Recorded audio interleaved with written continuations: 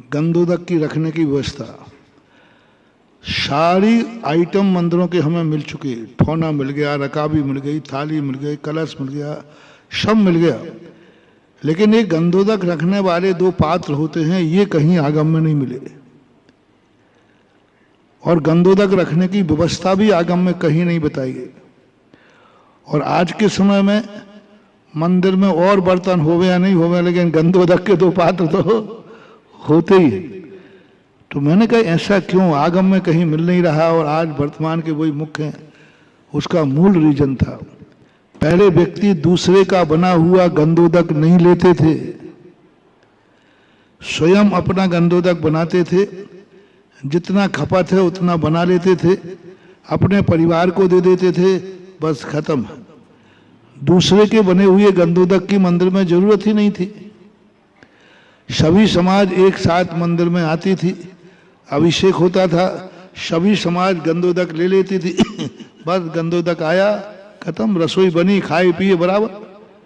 अब कल के लिए बना के रखना, शाम के लिए बना के रखना, प्रावधान ही नहीं है। एक साथ भगवान का अभिषेक होता है। स्वर्गों में भी यही व्यवस्था है, नंदीश्वर द्वीप में भी यही व्यवस्था है। एक साथ पूरी समाज आएगी, अभिषेक होगा, सबको गंधोदक दे दिया जाएगा, गंधोदक खत्म, रखने की जरूरत ही नहीं। और घर ले जाना है तो घर ले जाओ, जो हम बात कहते हैं, घर में जाकर के अपने रिश्तेदारों आदि को देना हो तो ले जाओ। पराए घर पराए हाथ के गंधोदक लेने की व्यवस्था बहुत कठिन है। कौन किस भावना से अभिषेक कर रहा है तुम्हें क्या मालूम है। मान लीजिए हम उदाहरण देते हैं हमेशा कि दो व्यक्ति हैं, दो में केस चल रहा है। एक व्यक्ति सुबह अभिषेक करने गया और उसने भावना भाई के, हे भगवान हमारा केस चल रहा है, बस आज बहस है, हमें जीतना चाहिए, प्रतिपक्ष को हारना चाहिए, ऐसी भावना से वो अभिषेक कर दिया उसने, और वो गंधोदक कटोरे में रख दिया। अब तुम 9-10 बजे तुम आए, तुम्हारे पे जो पैंट शर्ट पहनकर, और वो ही गंधोदक तुमने पोत लिया। कौन सा? जिसमें तुम्हारे हारने की भावना भाई थी। तो तंत्र विद्या कहती है कि तंत्र जिसके नाम से तंत्र किया जाए, यदि वो एक्सेप्ट कर लेता है तो तंत्र विद्या प्रभावित हो जाती है। एक तंत्र विद्या होती है, विद्याओं के अनेक, मंत्र विद्या, तंत्र विद्या, कपाली विद्या, उच्चाटन विद्या। इसमें तंत्र विद्या को हम प्रसंग कर रहे हैं। तंत्र का स्वरूप ही है कि जिसके लिए तंत्र किया गया है उसने उसको एक्सेप्ट किया है। क्या कोई भी तंत्र हो, यदि एक्सेप्ट कर लिया है तो वह प्रभावकारी हो जाती है, और एक्सेप्ट नहीं किया है, जैसे हमने कहा था तुम्हारे यहाँ कोई नींबू फेंक गया, कोई टोट गया, और तुमने अरे ये क्या हो गया, एक्सेप्ट कर लिया, अब बेटा परेशान हो जाओगे। और तुम एक्सेप्ट नहीं करके कोई नींबू फेंक गया, तुम बढ़िया जूते पहनो पैर में और एक लात मार के बाहर फेंक दो, तो तुमने एक्सेप्ट नहीं है, तुम्हारा कुछ भी बिगड़ने वाला नहीं है। तंत्र विद्या तो मात्र एक्सेप्ट करने वाले के ऊपर है। और वो उसने तंत्र किया था, गंधोदक रख दिया था, तंत्र है, और तुमने एक्सेप्ट कर लिया तो कितना नुकसान हो जाएगा। इसलिए गंधोदक, हाँ वो तुम दोनों बना लो तो फिर मिल जाए, उससे कोई फर्क नहीं पड़ता। तुम भी मिल गए, वो भी मिल गया, मिलने से कोई फर्क नहीं, तुम्हारी भावना भी उसमें समाहित हो गई। इसलिए गंधोदक हमेशा अपने हाथ का या अपनों के हाथ का या उसके हाथ का जो कभी तुम्हारा बुरा विचार ही नहीं सकता, इन तीन के हाथ से गंधोदक लेना चाहिए, इनका बना हुआ गंधोदक लेना चाहिए, अन्यथा बहुत खतरा है बाबू। या तो अपने हाथ से लो या अपनों के हाथ से लो। ये महिलाएं वगैरह कहने भैया गंधोदक दे दो, पागल कहीं के, कभी नहीं होना चाहिए। काहे के लिए परिवार सब है, परिवार का सदस्य अभिषेक कराओ, उसके हाथ का गंधोदक लो। अभिषेक देखने का नियम न ले में महिलाएं, अपने परिवार के द्वारा अभिषेक करते हुए देखें, वो नियम ले में। गंधोदक का नियम न लें, अपने परिवार का गंधोदक लें, परिवार से। काय के लिए बनाया गंधोदक? पति के हाथ का गंधोदक लो, काय के लिए है? एक बार हमने कहा था जैन नारी का और अन्य नारियों क्या क्या विशेषता है, जैन पशु का अन्य पशु की क्या विशेषता है, जैन नौकर का अन्य नौकर की क्या विशेषता है, जैन बच्चों का और अन्य बच्चों में क्या विशेषता है। बाकी सब कार्य तो सब एक से होते। अब सबके यहां शादियां होती, सब शादियां करते हैं। जैन नारी की शादी करने के 3 कारण होते हैं। पहला कारण तो जो सबको मालूम है, गृहस्थी है, संसार है, बसाना। दूसरा कारण ये है कि मैं स्त्री जाति हूं, अभिषेक नहीं कर पाऊंगी और पिता नियम से हमसे पहले मरेंगे बाद में हमें गंदोदक कौन देगा। जवानी में पति के हाथ का, और फिर संतान को पैदा क्यों करती है, अनेक कारणों के साथ एक कारण, बुढ़ापे में पति भी बुढ़ा हो जाएगा, हाथ पैर नहीं चलेंगे, हमें गंदोदक लाके कौन देगा। जैन नारी को अपनी गृहस्थी में 3 संकल्प करना चाहिए। हर कन्या का एक नियम होना चाहिए, जैन कन्या का बचपन में पिता के हाथ का गंदोदक मिलना चाहिए, जवानी में पति के हाथ का गंदोदक मिलना चाहिए, बुढ़ापे में बेटे के हाथ का गंदोदक मिलना चाहिए। यही जैन नारी की विशेषता होना चाहिए। जैन कन्या वही है जो ये नियम ले कि मुझे पिताजी आपके हाथ का बना हुआ गंदोदक चाहिए, मैं जैन कन्या हूं और मेरा पिता जैन है, आप गंदोदक ला के दीजिए। हम जब भी भोजन करेंगे सारे भारत की जैन कन्याओं को नियम लेना चाहिए कि पिताजी हमें प्रतिदिन गंदोदक ला के देंगे तो ही हम भोजन करेंगे, अन्यथा नहीं करेंगे। यदि भारत की सभी कन्याएं ये नियम ले लें, ये सारे पिता कल लोटा लेके दिखेंगे मंदिर में, बिटिया को भूखा कोई नहीं सोने देगा, इतना मुझे विश्वास है। कितने परसेंट मान लो, कितने परसेंट बाप होंगे जो बिटिया को भूखा सोने देंगे?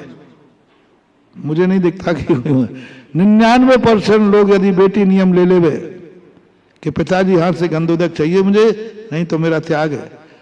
हमारा गंदोदक का त्याग नियम नहीं है, पिताजी बना करके गंदोदक देंगे तो भोजन करेंगे। 99% पिता मंदिर में अभिषेक करने चले जाएंगे। और पिताओं से मेरा कहना है, जो पिता अपने कुंवारी अवस्था में प्रतिदिन अपने हाथ से गंदोदक बना के देगा, 99% मैं गारंटी देता हूं तुम्हारी बेटी कभी तुम्हें कलंकित नहीं लगा करेगी, कभी भागेगी नहीं, जिंदगी भर जैन बनी रहेगी। क्योंकि जिंदगी भर उसने पिता के हाथ का गंदोदक, उसका नियम क्या है, पिताजी गंदोदक देंगे तो भोजन करूंगी। और यदि ये पिताजी ने 20-25 साल तक कर लिया, काफी है उसकी जिंदगी बचाने के लिए। और जवानी में जैन पत्नी का अर्थ क्या है? पति तो सबके होते, एक ही एग्रीमेंट करना चाहिए जैन नारी को शादी करते समय। हमारी कोई शर्त नहीं है, हमें कोई महल मकान नहीं चाहिए, हमें कुछ भी नहीं चाहिए। मात्र हमारे लिए है कि शादी के बाद हमारा नियम है, हम उस गुरु की चेली है कि जवानी के बाद जब तक हमारा बेटा समर्थ नहीं होगा तब तक प्रतिदिन आपको गंदोदक ला के देना पड़ेगा। यह सारी जैनियों की पत्नियां ये नियम ले लें तो ये जोड़ियों के गुलाम कहां मिलेंगे? हाँ, कितने पति हैं जो अपनी पत्नी को भूखा रहने देंगे? बाद में भली हो जाए, शुरू में तो नहीं रहने दोगे बेटा, ध्यान रखना। बाद में बड़ी थोड़ा परेशान निकाले तो अच्छी है, मर जाए तो ठीक है। नारी इतना बड़ा पुण्य कमा सकती है। नारी को क्यों कहते हैं घर की मास्टरनी? 100 टीचरों के बराबर एक मां होती है। एक नारी जैन दर्शन के अनुसार पूरे परिवार, पूरे रिश्तेदारों को धर्मात्मा बना सकती है। पुरुष में वो ताकत नहीं है। एक मात्र जैन का शादी के समय एक नियम ले ले, मुझे कुछ नहीं चाहिए, प्रतिदिन हमें 2 बूंद जैन देव का गंदोदक चाहिए। जब तक आप मुझे गंदोदक लाके नहीं दोगे, मैं अन्न जल का त्याग है। गंदोदक लेने का नियम नहीं है, पति के हाथ का बना हुआ गंदोदक लेंगे। और जब तुम्हारे वृद्ध बच्चा हो जाए तो बच्चों से एक ही नियम अपना करो, बेटा मैं माँ बन चुकी हूँ, तू 8 साल से बड़ा हो गया है, अब मेरी एक ही तमन्ना है, मैं उस गुरु की चेली हूँ जिस गुरु ने कहा है कि बेटे बड़े होने के बाद मैं जब ही भोजन करूंगी बेटा जब बेटे के हाथ का गंदोदक मिलेगा। कल्पना करो, सोचो कभी ऐसा हो तो क्या हो, कैसा होगा संसार, कैसी होगी जैन समाज, कैसी होगी जैन समाज, कैसा होगा नारी जगत, जहां बचपन में बाप पिता के हाथ का, जवानी में पति के हाथ का, बुढ़ापे में बेटे के हाथ का, जिस घर में गंदोदक मिलता हो, मैं कहता हूं स्वर्ग के देवता भी कहेंगे मुझे स्वर्ग नहीं चाहिए, मुझे तो जैन कुल में जन्म चाहिए। देवियां भी कहेंगी कि मुझे क्या लगना दुनिया के देवी स्वर्ग से, देखो मुझे मनुष्य नहीं बनना है जहां गंदोदक इस प्रकार का मिला। ये जैन की पहचान होना चाहिए। लेकिन ये आप लोग खो बैठे हैं, बस जिस चाय से पति घर में बैठा है, छोकरा घर में बैठा है, पिता घर में बैठा है और दूसरे के हाथ के सामने भीख मिले माए गंदोदक भीख, क्या मतलब, नहीं करना चाहिए।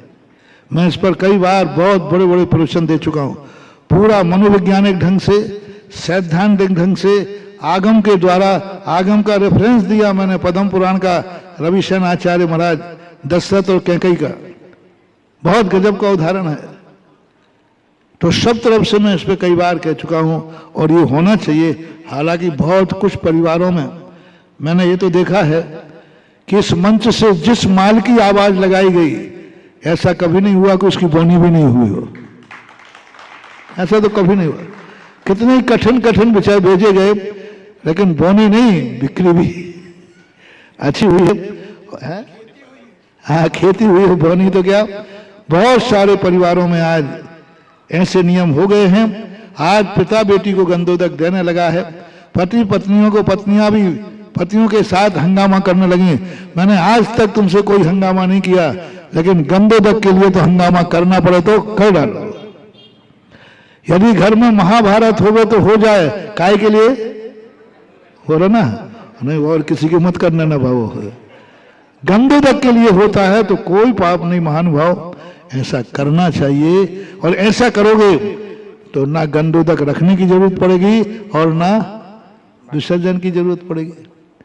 हमने कहा विसर्जन बताऊं, इतना पूजनीय गंदोदक जो मुनिराज माथे पे लगाते हैं, उसको माटी में सलाना पड़ेगा, उसको जमीन में डालना पड़ेगा, है ही नहीं, व्यवस्था ही नहीं बनाई गई कहीं।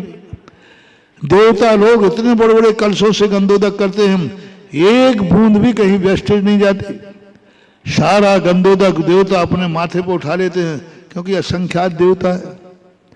फिर भी विसर्जन की व्यवस्था के लिए आज वर्तमान परंपरा के अनुसार विसर्जन रेत के स्थान पर करना चाहिए, मिट्टी में करना चाहिए, लेकिन एक ही स्थान पर नहीं करना चाहिए। बरसात के दिनों में और ठंड के दिनों में जहां आप गंदोदक विसर्जन करते हो, उसमें अन्न के दाने भी आ जाते कई बार, तो वहां कीड़े पड़ जाते हैं, उन्हीं में तुम डालते। इसलिए 4-5 स्थान होना चाहिए। आज का डाला हुआ गंदोदक वहां सूख जाए तब दोबारा डाल सकते हो। यदि गीले में डालते हो तो 10 जीवों की विराधना की संभावना होती है। पेड़ में डालते हो तो यदि उसमें केसर लवंग आदि है तो निरंतर डालने पर छोटे मोटे पेड़ों को नुकसान भी हो सकता है। इसलिए एक स्थान ऐसा बनाओ जहां बिल्कुल सूख जाए, वहां डालना चाहिए, पैर नहीं पड़ना चाहिए। जिनवाणी चैनल